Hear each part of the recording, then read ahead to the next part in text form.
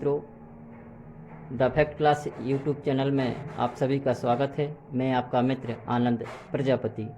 मित्रों, मैंने आपको पिछले वीडियो में बताया था कि महमूद गजनवी ने भारत पर किस प्रकार आक्रमण किया और किस प्रकार गद्दी पर बैठा। मैं आज उसके आगे के बारे में बताऊंगा कि महमूद गजनवी ने भारत पर 17 बार आक्रमण किया। साथियों, जो प्रथम आक्रमण है वो 1001 ईस्वी में महमूद गजनवी ने सीमावर्ती नगरों पर किया था। वहाँ उसे विशेष सफलता नहीं मिली थी। दूसरा आक्रमण 1001 से लेकर के 1002 ईस्वी में किया था। इसने दूसरा आक्रमण जयपाल के विरुद्ध किया था, जिसने अपनी राजधानी बेहिंद पर बनाई थी और बेहिंद पर अधिकार कर लिया था। जयपाल ने निराश होकर के इससे आग में कूद करके इसने आत्महत्या कर ली थी। इसके बाद तीसरा आक्रमण 1004 ईस्वी में महमूद गजनवी ने किया था।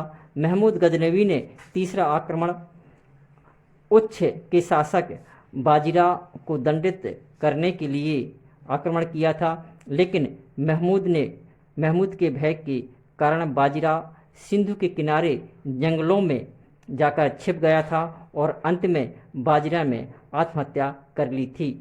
चौथा आक्रमण 1005 ईस्वी में किया था। महमूद गजनवी ने चौथा आक्रमण 1005 ईस्वी में मुल्तान के शासक दाऊद के विरुद्ध किया था, लेकिन इस आक्रमण के दौरान उसने भटिंडा के शासक आनंदपाल को पराजित किया था और बाद में दाऊद को अधीनता स्वीकार करने के लिए विवश कर दिया था। पांचवा आक्रमण 1007 ईस्वी में किया था। महमूद गजनवी ने जयपाल के पौत्र सुखपाल को पंजाब के शासक ओहिंद पर नियुक्त किया गया था, लेकिन सुखपाल ने इस्लाम धर्म को ग्रहण कर लिया और सुखपाल को नौशाह कहा जाने लगा था। लेकिन सुखपाल ने 1007 ईस्वी में स्वतंत्रता की घोषणा कर दी थी। तो फिर महमूद गजनवी ने ओहिंद पर आक्रमण किया और नौशाह को बंदी बना लिया था। छठवां आक्रमण 1008 ईस्वी में किया।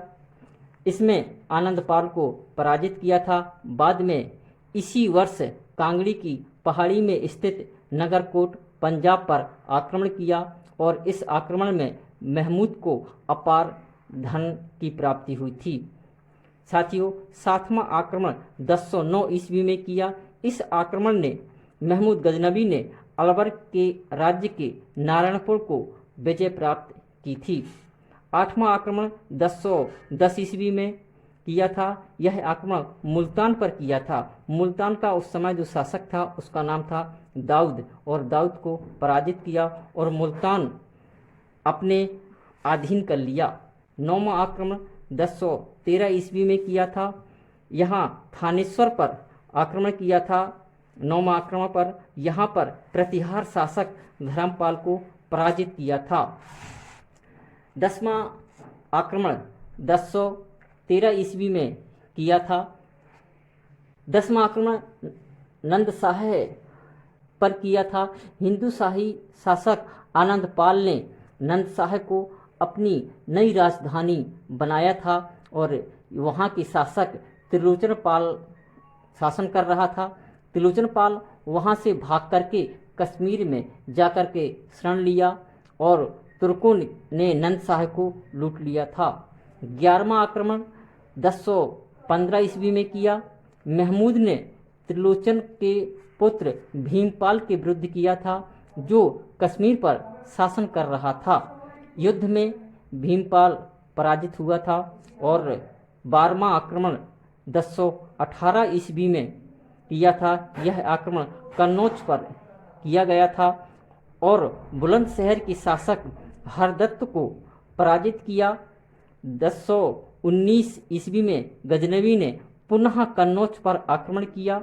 वहाँ के शासक राजपाल को बिना युद्ध किए ही आत्मसमर्पण कर दिया।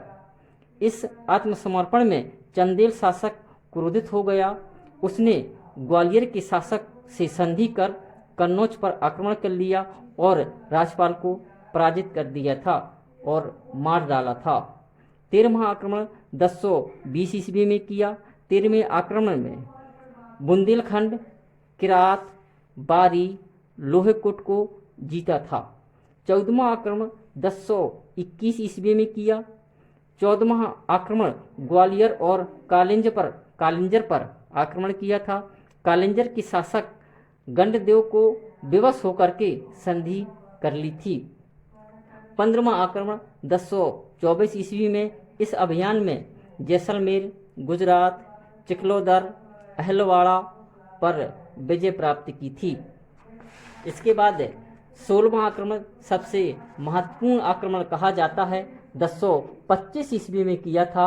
16वें आक्रमण में महमूद ने सोमनाथ पर एक निशाना बनाया और सभी अभियानों में यह सबसे महत्वपूर्ण आक्रमण था।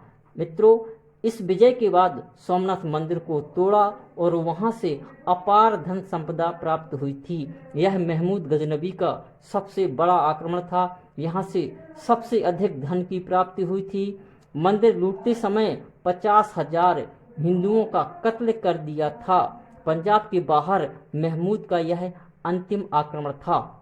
17वां आक्रमण 1027 ईस्वी में। यह महमूद का अंतिम आक्रमण था।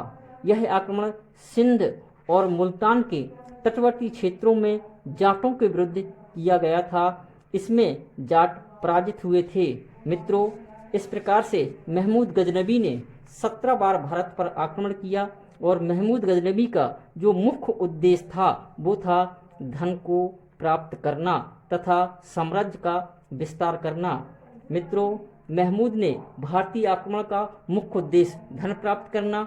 इसको महमूद गजनबी को मूर्ति भंजक भी कहा जाता है, मूर्ति आक्रमणकारी भी कहा जाता है।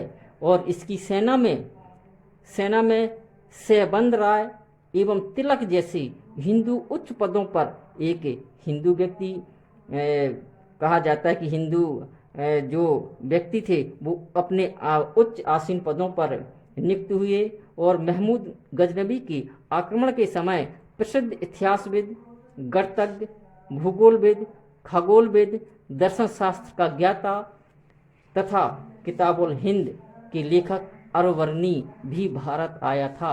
मित्रों, यह महत्वपूर्ण क्वेश्चन है। अधिकांश कंपटीशन में यह क्वेश्चन पूछा जाता है कि किताबुल हिंद के लेखक कौन है या अरवर्णी किसके शासनकाल में या किसके साथ भारत आया था। यह क्वेश्चन बार बार पूछा गया है। अरवर्णी महमूद का एक दरबारी कवि था। यह भी क्वेश्चन कंपटीशन में कई बार पूछा गया है। तहकीक-ए-हिंद पुस्तक में भारत का विवरण के बारे में उल्लेख मिलता है। ये क्वेश्चन भी पूछा जाता है। तहकीक-ए-हिंद जो पुस्तक है इसमें किसका विवरण है, तो इसमें भारत का विवरण है। इतिहासकार कुतुबी तारीख-ए-सुबुक्तगीन के लेखक बेहाकी भी साथ में आया था। शाहनामा का लेखक फिरदौसी, फारस का कवि खुरासानी, तुसी एक महान शिक्षक और विद्वान असजादी और फारूकी आदि कवि भी महमूद गजनबी के दरबार में रहते थे। मित्रों, महमूद गजनबी एक आक्रमणकारी था, एक मूर्ति भंजक था। इसका मुख्य उद्देश्य था धन को प्राप्त करना। अब हमारा वीडियो यहीं समाप्त होता है। मित्रों, मेरा वीडियो अगर आपको पसंद आए तो मेरे चैनल को सब्सक्राइब कीजिए, लाइक कीजिए और अपने मित्रों के साथ शेयर कीजिए। नमस्कार, धन्यवाद।